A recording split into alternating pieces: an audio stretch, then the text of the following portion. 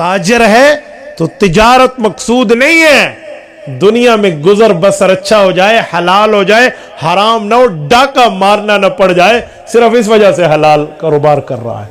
ورنہ وہ تاجر صرف تاجر نہیں ہے. Just for business mean not for Muslim, یوں نہیں ہے تو صرف بزنس مین ہے، جی نہیں. اسی طرح کوئی جاب کر رہا ہے، کسی نوکری کسی دفتر میں افسر بن کے بیٹھ گیا ہے تو اسی لیے نہیں ہے کہ 4 بندے نوکر و چاکر کی حیثیت سے یس سر مجھے کہیں، بلکہ بھائی میرا گزر بسر حلال میں ہو، مجھے حرام میں کسی سے چوری نہ کرنی پڑے. تو مقصود کیا ہے؟ مقصود اللہ کی بات ہے، رسول اللہ کی بات ہے، مقصد یہ ہے. ورنہ مجھے ایمان سے بتاؤ، یہ جو آج کل ایک نیریٹو چلتا ہے کہ جس گھر میں بھینس ہو، کیوں رکھتے ہو بھینس، باہر سے دودھ ملتا ہے، یہ زناکاری کی دعوت ہے. بات تو ان کی بظاہر ٹھیک ہے کہ زناکاری میں کہ بندہ اپنی سیکچول پاور ڈیزالو کر لیتا ہے، پھر نکاح کیوں کرتے ہو؟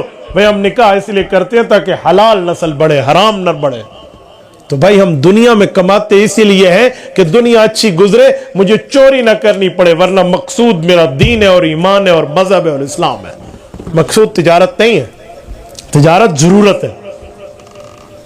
دنیا میں 4 پیسے کمانا یہ ضرورت ہے، اور ضرورت اور مقصد میں بڑا فرق ہوتا ہے. ضرورت جیسے کیسے تیسے گزر گئی سو گزر گئی، اور مقصد یہ نہیں ہے.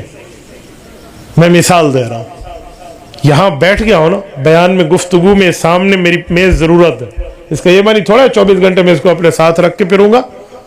تو بھائی یہ کمانا، یہ دنیا میں جانا، یہ مال بنانا، یہ تجارت کرنا، یہ دنیا کے معاملات کی اٹھک بیٹھک، یہ ضرورت ہے.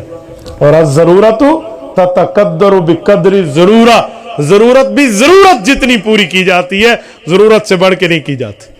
پانی زندگی ہے، پانی زندگی کی ضرورت ہے، لیکن پانی بھی ایک مقدار میں پئیں گے. اگر پانی زیادہ ہو جائے تو بندہ ڈوب کے مر جائے.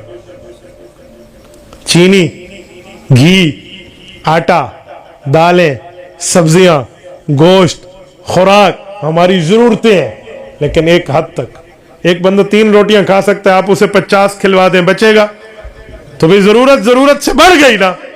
تو بھئی آپ بھی دنیا کو ضرورت بناؤ اور دین کو مقصد بناؤ نا.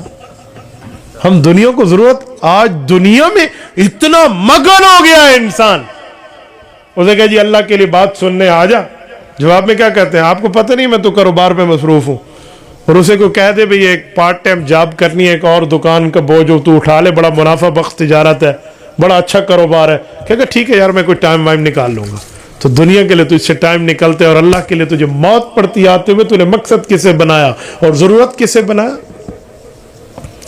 لوگ سمجھتے ہیں مولوی پتہ نہیں تاجروں کے پیسے سے چڑھتے ہیں، لعنت ہے اس پہ جو اس معاملے میں چڑھے. ہاں ہمیں رشک کرنا چاہیے. تو قرآن کہتے ہیں وَفِي ذَلِكَ فَلْيَتَنَافَسِ الْمُتَنَافِسُونَ. تمہیں رشک کرنا ہے، گویا لالچ رکھ رہی ہے تو دین کے بارے میں رکھو. اس کے نوافل مجھ سے زیادہ، میرے نوافل اس سے کم ہیں. اس کے حج اور عمرے مجھ سے زیادہ، میرے حج اور عمرے کم ہیں. اس کے ختم قرآن مجھ سے زیادہ، میرے ختمات قرآن کم ہیں. یہ دین میں مجھ سے آگے، میں دین میں اس سے پیچھے. یہ لالچے رکھو اگر رکھنا ہے. پیسے پر لالچ، پر پیسہ تو ہاتھ کی میل ہے. یاد رکھیں یہ وہ ہے جو بادشاہت میں ایک جگہ نہیں رہتا. ایک کسی کے پاس جتنا زیادہ پیسہ وہ اتنا زیادہ پریشان ہوتا ہے. آپ مجھے بتاؤ ایک بندے کے پاس 1,00,000 روپے ہو اور ایک کے پاس 1 روپے ہو، اور دونوں جنگل میں رات گزارے، نیند پرسکون کسے آئے گی؟ 1 روپے والے. 1,00,000 والا تو اس کی حفاظت کے ہوتی جاگدہ راونا ایک کھول کے سامنے، بابا کوئی چور نہ آ جاوے، میں انہوں بچا لینے اپنے مال نو. ترتیب ہے نا. اسے پرسکون نیند نہیں آئے گی. پرسکون نیند کسے آئے گی؟ جس کے پاس مال کم ہے. تو بھئی آخرت میں بھی حساب لگا لیں، جس کے پاس زیادہ مال ہے، جس کے پاس کم مال ہے، فیصلہ کر لیں.